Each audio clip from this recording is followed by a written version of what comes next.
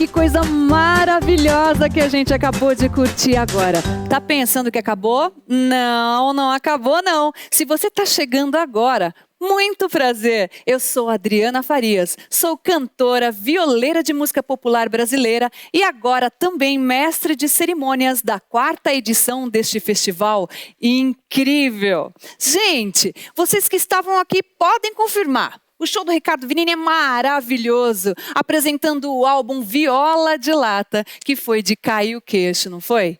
Para quem ainda não assistiu, tá fácil. É só entrar nas páginas da Muda Cultural e da Catraca Livre no Facebook e YouTube. E ó, tá na mão para você curtir e assistir a hora que você quiser.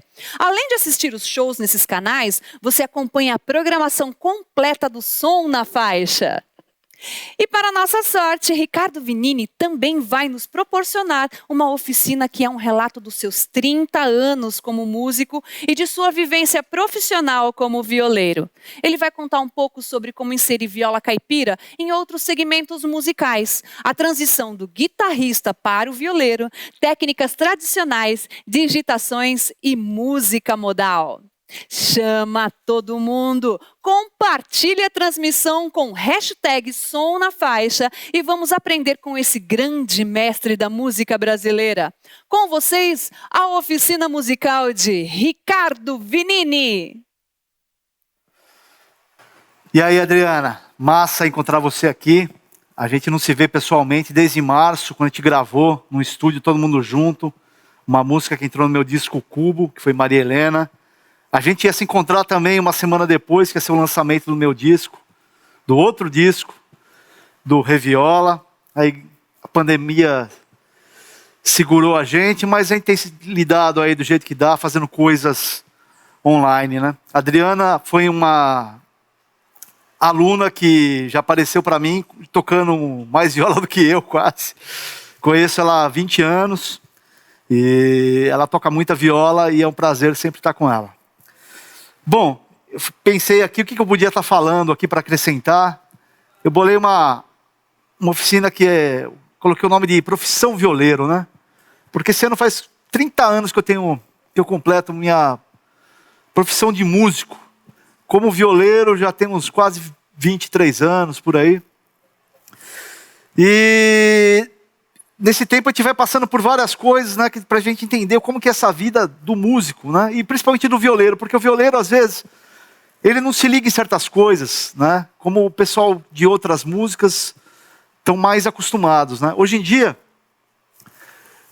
eu lido com toda a cadeia produtiva da minha música. Então assim, eu sou pessoa jurídica, eu tenho minha empresa, eu tenho um selo, eu distribuo minhas músicas, eu arrecado meus direitos autorais, eu sei quanto que eu pago de imposto. E tudo isso aí eu acho que é importante num artista, né? Às vezes muita gente pensa assim que precisa de um produtor para resolver a sua vida. Só que mesmo que só vai aparecer um produtor para você quando você estiver preparado, né? Então a primeira coisa de tudo, você tem que estar tocando, cara. Tem que estar tocando, né? Também não adianta os caras virem com aquelas fórmulas mirabolantes de como conseguir seguidores na rede social e o de acha 4, se você não estiver tocando. Que na hora que aparecem as oportunidades, você tem que estar ali disposto e dar conta do recado. Então a primeira coisa é tocar muito, todo dia, todo santo dia. Isso você tem que ter. Uma vez eu fui encontrar um pessoal sobre exportação de música, né? Aí eles mostraram para mim uma tabela assim, falando, você tem essas coisas, você precisa ter todos esses itens para saber em que nível de artista você está. Então, por exemplo, lá tinha coisa assim, você tem um website? Seu site é bilíngue? Você já tocou fora do Brasil? Existe distribuição das suas músicas nas plataformas? Você tem um vídeo bem produzido? Você tem um álbum lançado, não um single? Quanto que você faturou na sua empresa? Você é pessoa jurídica, né? Quanto você faturou na sua empresa? Então, essas coisas assim, são importantes para quem vai te contratar, vai dar uma olhada em tudo isso daí, né? Se você não tem saco, não tem paciência de fazer nada disso, você vai ter que achar alguém que faça isso para você, né? Então, assim, a coisa da profissão, como músico, e eu te falo no meu caso como violeiro, é uma profissão como outra qualquer. Você depende de uma série de coisas. Outra coisa que você tem que eu aconselho, quando você vai trabalhando, você vai juntando pessoas numa equipe. Né? Eu estou feliz hoje de encontrar a Lígia aqui, já trabalhou, rapaz que já fez som para mim ali também. Então são pessoas que você vai agregando, né, numa equipe, e você vai somando, isso vai somar. Na hora que você precisar ter um trabalho legal, você já tem aquela galera que está sempre junto com você, segurando as pontas. Então isso é uma coisa importante. Você sempre tem um ciclo de pessoas que você confia no trabalho. Se você chama aquele profissional, você já sabe que ele vai dar conta daquilo, você não precisa ficar enchendo o saco dele. Então é muito importante você ter esse tipo de relações com as pessoas. Eu acabei de fazer um financiamento coletivo agora para lançar um álbum triplo. Eu pedi um valor, eu consegui 165% a mais do valor que eu pedi. Né? Por causa... Da onde que vem isso aí? Eu acho que é o jeito que você trata, né, o teu público. Né? Você não precisa ter 1 milhão de seguidores. Hoje todo mundo esse negócio, você tem que ter aquele... Você tem que ter as pessoas que acreditam no seu som, nas coisas que você vai fazer, que te seguem. Então tem caras que compram... Eu tenho 21 discos lançados, né? E tem os caras que têm todos esses meus discos, assim, eu acho impressionante isso. E o cara tem todos esses meus discos lançados, ele me segue nos shows, então você tem que fidelizar esse público, tá? É uma coisa importantíssima, né? Quem já foi a algum show meu sabe que no final do show eu atendo todo mundo. Quando o cara manda um e-mail para mim comprando um disco, sou eu que faço o pacote, enrolo, mando pelo correio, eu junto com a minha esposa. Então essas coisas você tem que ter cuidado. Acabou aquela história do artista não ter comunicação com o seu público. Mas essa comunicação não é aquela coisa de seguidor. Assim. Você tem que ser... Eu me tornei amigo desse meu público. Então isso é uma coisa assim, que você tem que fortificar com o tempo. Né? Como eu sempre falo, é melhor você ter 100 pessoas desse tipo do que ter 100 mil seguidores que vai lá apertar um botãozinho lá de like nas suas coisas que não te agrega nada, né? Bom, eu era guitarrista.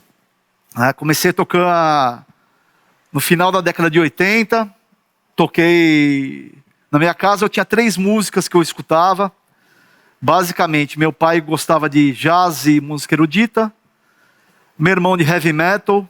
E minha avó de Tunico Tinoco. Então, a música que eu faço é uma soma dessas 3 músicas, né? Como que eu fui parar na viola? Talvez essa influência da minha avó foi a coisa mais importante, mas quando eu tocava guitarra, gostava de rock pesado. Aí você vai fazendo aquela pontezinha, né?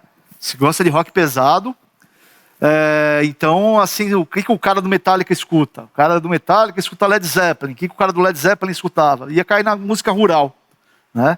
A base da música de viola, do rock americano, é música rural, que é o country, o blues, o folk, né? E eu, sendo neto de caipira, filho de caipira, eu falei, poxa, mas tem uma coisa aqui que é isso aqui, que essa verdade é essa, né? Aí eu fui atrás dessa música de viola. Aí eu descobri que a viola é afinada como em um acorde aberto. Como é feito para você tocar... como é feito para você tocar os blues americanos, né?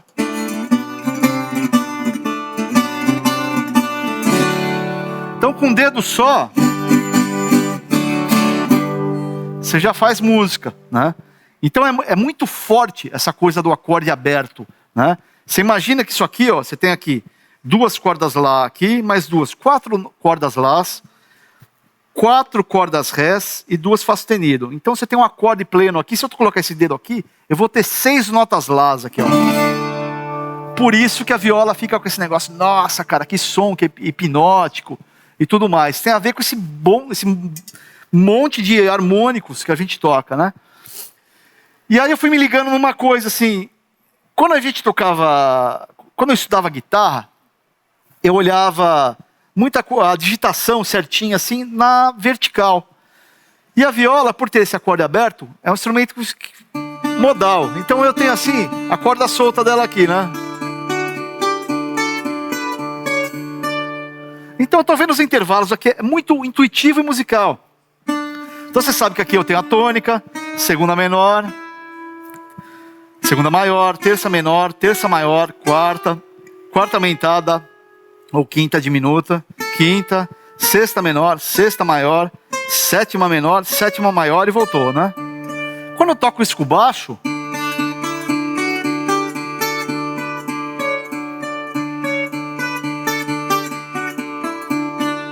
fica extremamente musical, né?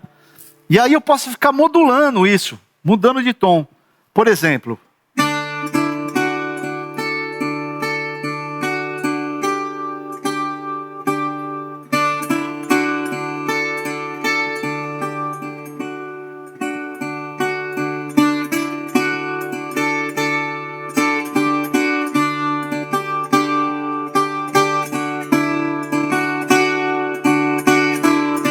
virar menor agora.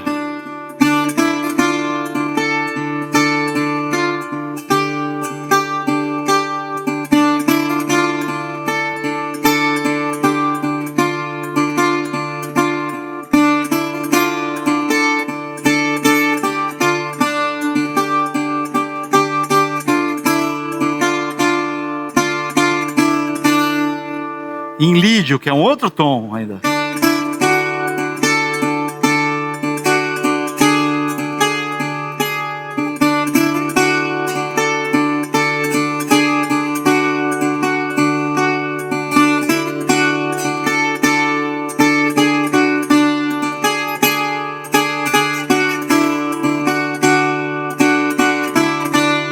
Então isso aqui remete a uma origem muito ancestral que a gente tem, né?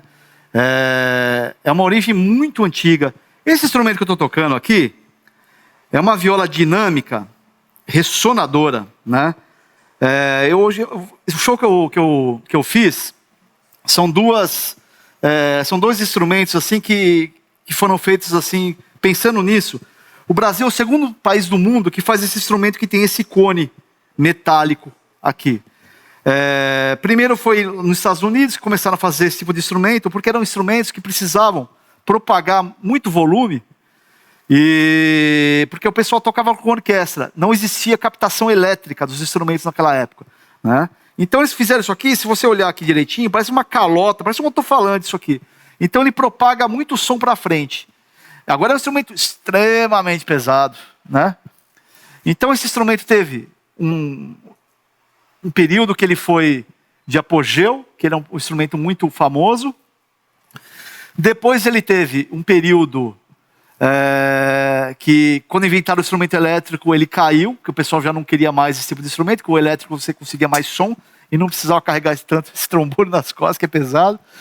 E depois teve um momento hoje, que como é um momento vintage desse instrumento, né? E o Brasil começou a fazer isso já na década de 40, já tinha uma empresa aqui, que era a Del Vecchio, que começou a fazer isso, esse tipo de instrumento. Os repentistas usavam, né? Então, é uma origem muito interessante. Então eu fiz um disco chamado Viola de Lata, em 2019, que é o nome desse show também, interpretando as músicas de viola para esse tipo de instrumento, né? Voltando à coisa da técnica da viola.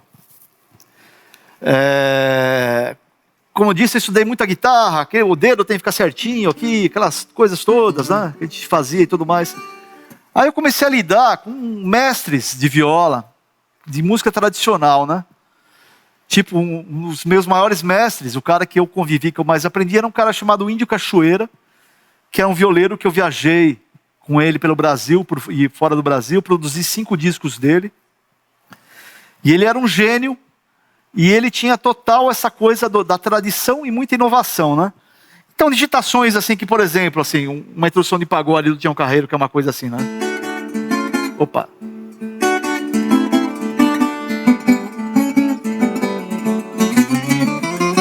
É isso aqui, ó. Cachoeira fazia assim, ó, com um dedo só. Né? Então, assim, cara, eu vou falar pra ele, você tá errado, né? Você não é assim, você tem que fazer com os 3 dedos. O cara fazer esse negócio muito melhor que eu, muito mais rápido, muito mais bonito, né? Então eu quebrei muitos paradigmas da música quando eu comecei a tocar viola. Muita coisa que falaram para mim que era errado, eu comecei a achar que é certo, né? Então tinha coisas assim que ensinavam pra gente quando a gente tocava violão, por exemplo. No violão o pessoal não gosta daqueles acordes abertos, quando o professor fala para você aquele sol, dó aberto assim, fala, não, faz ele com pestana para você poder mudar de tom e tudo mais. Mas na viola é completamente o contrário, né? Na viola, quanto mais acordes abertos a gente tocar, né, mais bonito fica. Às vezes você pega assim um acorde com um nome complicado, você fala, um Ré com sétima maior e nona, é isso aqui, ó, né? Então fica super bonito. A partir do momento que eu começo a aprender muitos acordes, tocar ali muito rebuscado, começa a deixar de ser viola, começa a virar uma outra coisa. Então toda vez que a gente está tocando viola, é bom assim a gente ter essa coisa de tocar os acordes mais abertos possíveis para soar viola, né? Senão começa a ser um violeiro, começa a ser um guitarrista tocando viola, né? Essa oficina eu estou tentando falar também para aquele pessoal que é curiosa, que toca violão, guitarra e quer saber um pouco da viola, né? Então tem essas coisas assim que são bem diferentes do universo do cara que toca violão e guitarra, né? Por exemplo, as técnicas, toda vez que eu tenho que tocar uma coisa rápida, né, eu alterno o polegar e o indicador. Eu faço assim.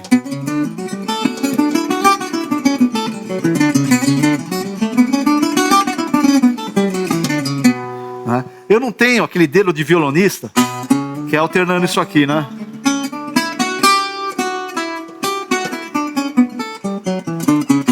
Com grande velocidade. Então eu faço que nem os violeiros tradicionais, né? Eu alterno o polegar e o indicador. Essa técnica na viola tem um nome, chama-se moedão, que é uma música que eu toquei aqui na apresentação, né? Que justamente você pega, como você pegasse uma moeda, né? Tem até as simpatias que você tinha que pegar uma cobra coral, aí você passava ela entre os dedos, né? Passava depois na outra mão com esses dois dedos, né? Eu nunca tentei fazer isso aí não. Meu remédio foi ter que estudar mesmo, né? Mas falaram que os caras fazem esse negócio aí da cobra, né? Então é um instrumento que assim é ligado às tradições da música caipira, mas é um instrumento universal, né? Eu recebi um vídeo semana passada que era de uma banda cubana tocando em Portugal, e no lugar da guitarra cubana, do alaúde cubano que eles chamam, era uma viola brasileira. Você vê que a viola, ela é muito interessante, veio de Portugal para cá, é um instrumento que veio para cá e a gente desenvolveu a indústria da viola foi muito maior no Brasil do que foi no próprio Portugal. Portugal, a viola se tornou uma coisa meio de folclórica, né? Que é aquela coisa, tem que manter a tradição, e não teve indústria lá. Mas aqui a gente tem uma indústria muito grande de fabricantes de instrumentos de corda, desde 1900, que foi o Del Vecchio, Di Giorgio e Giannini. Esses três italianos fizeram a viola virar uma indústria aqui. Então tinha fábricas e faziam muito instrumento. Não só viola, mas todos os instrumentos de corda. Então o Brasil, você pode colocar que é um dos países que tem uma das maiores tradições de instrumentos de corda do mundo, com certeza, né? Isso ajudou esse instrumento a ser popular. Por que lá em Portugal ficou folclórico, né? E não virou indústria? Além da indústria dos instrumentos, tem a ver com os ídolos também. O Brasil tinha ídolos violeiros, ídolos que vendiam milhares e milhares, milhões de discos, né? Você pode colocar como Tonico Tinoco, que vendeu o mesmo tanto que vendeu Roberto Carlos. Você pode colocar Tião Carreiro, que era um ídolo também, enorme. Depois disso você teve Almir Sater, que foi um cara que começou a fazer novela e de repente a viola deixou de ser uma coisa do caboclo chucro para ser uma coisa de um cara bonito que tocava muito bem, né? No começo da década de 90, no final da década de 90, na metade, por volta de 96, 97, começou a ter um outro movimento aqui, também em São Paulo, de projetos com violeiros do Brasil, que de uma vez só apareceu Ivan Vilela, Pereira da Viola, Paulo Freire, Roberto Correia, que era uma geração mais nova, que demonstrava muita técnica, né? Que levou esse instrumento para um outro patamar. E junto com esses caras também, o pessoal da tradição apareceu, como Zé Coco do Riachão, Renato Andrade. Todas essas pessoas eu consegui ver ao vivo, né? Isso é uma coisa interessante. Apareceu Helena Meirelles, né? Nesse que eu também cheguei a tocar com ela, né? Então, e teve todo esse movimento da indústria. Quando eu lancei o primeiro disco do Matuto Moderno, saiu em 2000, aí começou a aparecer uma outra geração também, que era a geração que eu fiz parte, que eram os caras meio cara de louco, cabeludo, né? Meio doido. Assim, que isso aí ajudou a aparecer uma galera mais nova também, que se identificou com a gente, né? Eu participei de um evento bem legal, no ano passado, que era um concurso de violeiros, que eu já era o segundo mais velho que tinha lá, e olha que eu não sou nem tão velho assim, viu? Mas eu era o segundo mais velho. Mas o nível dos garotos que estão tocando viola está impressionante. Está muito impressionante. Os moleques estão tocando muita, muita viola. E tem um outro detalhe que é mais legal que isso ainda. Muita mulher tocando viola, né? Que essa tradição da música de viola, por ser uma coisa rural, a mulher muitas vezes não fazia parte, ela não saía na folia de reis, ela não saía para fazer o giro, porque ela ficava responsável por fazer o rango e tudo mais. Até na folia de reis tem uma vozinha aguda, que era o homem imitando a mulher. Mas agora eu percebo uma potência muito grande das mulheres tocando muita viola, né? Isso já é uma coisa sensacional, né? Talvez violeiras como a Adriana, né, também é responsável por isso, porque precisa de ídolos, né? Aparecendo ídolos, vai aparecendo uma nova geração, vai aparecendo gente querendo tocar o instrumento. E o Ivan Vilela, por exemplo, que é um violeiro que hoje está em Portugal, ele fez o curso dele na USP de viola. Nesse curso, ele formou um monte de violeiro, um monte de garoto. E desses garotos estão formando outros. Então, a geração que aparece é impressionante o nível, né, dos músicos que estão tocando viola. Se eu olhar para trás, há 25 anos atrás, que não tinha nem afinação, as cordas, hoje a viola não tem uma afinação fixa, né? Eu estou tocando uma afinação chamada cebolão, que é em ré aberto. Essa mesma afinação, ela pode ser em mi. Essa outra viola, ela está em rio abaixo, né? Rio abaixo é uma outra afinação também, que é a afinação que é usada para tocar, o Keith Richards usava, né? Quer ver? Eu mostrar para vocês aqui, ó. Essa afinação é uma das afinações mais tradicionais do mundo, né?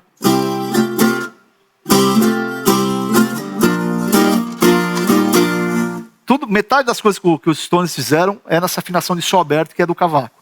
Então a gente toca um instrumento, esse instrumento chamado viola, é um instrumento que nem afinação fixa tem. Você tem várias afinações. E as cordas, para a gente tocar essas afinações, antigamente, você comprava um saco lá e era o que tinha, né? Então esse bordão que eu estou usando é uma nota lá, aquele é uma nota sol.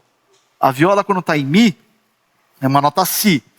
Então você tem que ter um jogo de corda para cada afinação. Hoje a gente tem isso. O cara que vai aprender a tocar o instrumento, ele já vai ter essa variedade de coisas, né? Mas quando a gente começou a tocar, cara, a viola o jogo de corda vinha num saco. Então você põe aquele saco lá, você taca no instrumento e é o que vai rolar. Então assim, você veja que isso aí não tem muitos anos, né? Sou tão velho assim. Isso aí, cara, foi a coisa de 25 anos atrás, né? Então a gente viu essa evolução. Discos de viola, por exemplo, a gente tinha os discos de raiz, e você tinha os discos do Tião Carreiro e tudo mais. Aí você começou a ter os discos já tinha do Renato Andrade, que foi o primeiro concertista de viola. Aí você começou a ter os discos instrumentais mais sofisticados, como o do Almir Sater, né? Isso já na década de 80. Mas hoje, a variedade de discos de viola que você vai encontrar é absurda. Você vai ver violeiro concertista tocando música erudita, você vai ver violeiro tocando jazz. Nesse projeto mesmo, vocês vão ver uma variedade de estilos, né? Muito diferentes. Você também tem o cara que é raiz também, que toca baseado nos ritmos tradicionais da viola, cururuca, teretê, né? Eu tenho essa ligação com o rock, né? Mas quando eu fui aprender viola, eu tive um período que eu me desliguei totalmente do resto. Eu falei, eu quero saber o que é um cururu, o que é um recortado, o que é um pagode de viola e tudo mais. Porque senão você perde você vira um mero tocador de guitarra com a viola na mão. Então, assim, a tradição é muito importante para você saber, né? Mesmo tocando no Moda de Rock, que é um duo que eu tenho com o parceiro que é o Zé Helder, que a gente toca clássicos do rock para viola, a técnica da nossa mão é de viola. Eu bato com indicador, né? Eu uso dedeira, né? Então tudo isso aqui são técnicas de viola tradicional, né? Que a gente vai incorporando a gente vai incorporando isso tudo na nossa técnica, né? Senão fica aquela coisa vaga. Eu poderia pegar e fazer uma palhetada, pegar isso aqui, mas eu não acho legal. Para mim é legal usar como o Tião Carreiro fazia, que era a coisa do moedão, né?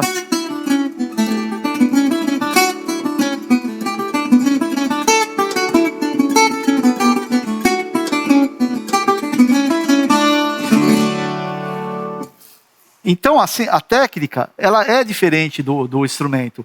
E é mais assim, o que é mais diferente? Não só essa mão que está no braço, que no meu caso que é direita, sou canhoto, né? O ritmo é diferente, né? A gente é muito colonizado pelo 1, 2, 3, 4. 1, 2, 3, 4. E a maioria das coisas de viola é 2x4, assim como o samba. Então a música de viola, ela tem essa coisa que é mais essa malemolência, né? Tinha um mestre que falava para mim assim, que tem a música dos povos colonizadores e a música dos povos colonizados, né? Falou que a música dos colonizadores era em 4x4, era que nem uma marcha, né? 1, 2, 3, 4, 1, 2. E a música do colonizado é 1, é 2, é 3, é 4, é 1, é 2. Então tem toda essa malemolência da gente na música da gente que a gente incorpora, né? Então eu demorei um tempo para me desligar da minha influência do rock and roll, para mim conseguir, você fala, não, agora eu vou entender como é que é esse sistema da música raiz. Bom, eu espero que vocês tenham gostado. Esse aqui é um projeto muito legal, eu tenho muito amor em estar falando desse instrumento, que é o instrumento que mudou minha vida. Aqui tem vários violeiros de várias vertentes que vocês vão estar apreciando aí. Espero que tenham gostado da minha apresentação e que vocês curtam o resto da galera aí, que é um pessoal muito bacana. Obrigado a todo mundo aí. Abraço a todos. Ê, coisa boa, né? Como é bom ouvir essas violas. Fantástico. Obrigado por essa experiência, meu querido amigo Ricardo. E muito obrigada a todas e todos que estão em casa e que prestigiaram o show e oficina de Ricardo Vinini. Também gostaria de agradecer ao patrocínio do Atacadão, parceria da Catraca Livre e a realização da Muda Cultural, da Secretaria Especial de Cultura e Ministério do Turismo. Estamos chegando ao final desse programa, mas amanhã tem mais, com a maestria de Alessandro Penese e Arnaldo Freitas. Eita, mas esses moção bom demais! Vem curtir esse som na faixa. Até mais!